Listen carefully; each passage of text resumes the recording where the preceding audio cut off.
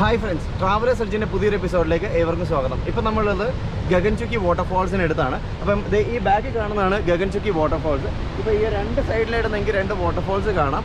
ഈ രണ്ട് വാട്ടർഫാൾസും സ്ഥിതി ചെയ്യുന്നത് കാവേരി നദിയിലാണ്. ബാംഗ്ലൂരിൽ നിന്ന് 150 കിലോമീറ്റർ യാത്ര ചെയ്ത് കഴിഞ്ഞാൽ ഈ ഒരു വാട്ടർഫാളിനടുത്ത് എത്താം. വളരെ മനോഹരമായൊരു വാട്ടർഫാളാണ്. ഇന്ത്യയിൽ മാത്രമല്ല വേൾഡിൽ തന്നെ one of the best waterfalls തന്നെയാണ്. പിന്നെ ഇവിടെ ഒരുപാട് പ്രത്യേകതകളുണ്ട്. ഈ ഒരു വാട്ടർഫാളിൻ്റെ ഹൈറ്റ് എന്ന് പറഞ്ഞാൽ ഏകദേശം 75 തൊട്ട് 98 മീറ്റേഴ്സ് വരെയാണ് ഹൈറ്റ് വരുന്നത്.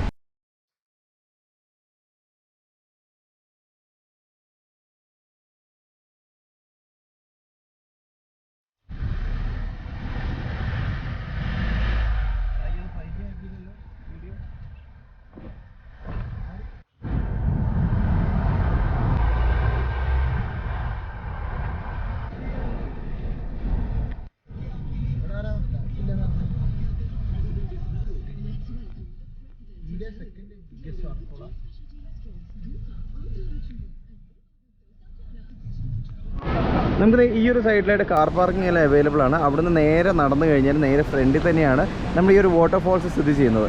വാട്ടർഫാൾസ് കണ്ടില്ലേ, ആ ക്ലാസിക് വ്യൂ ആണ്. നമുക്ക് നേരത്തെ താഴെ അവിടെയായിട്ട് പോയിട്ട് അതിൻ്റെ ഒരു കംപ്ലീറ്റ് വ്യൂ തന്നെ കാണാവുന്നതാണ്.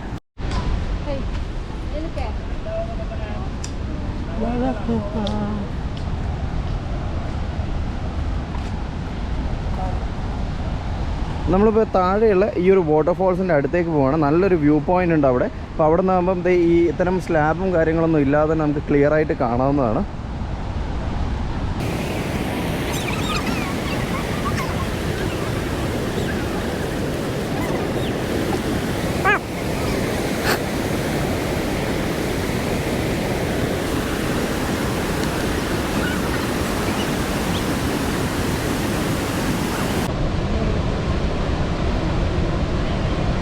ഇനി ഈ ഒരു സൈഡിലേക്ക് നോക്കിക്കഴിഞ്ഞാൽ ഈ സൈഡിൽ നിന്നെല്ലാം കാവേരി റിവർ വരുന്ന ഒരു റൂട്ടാണിത്.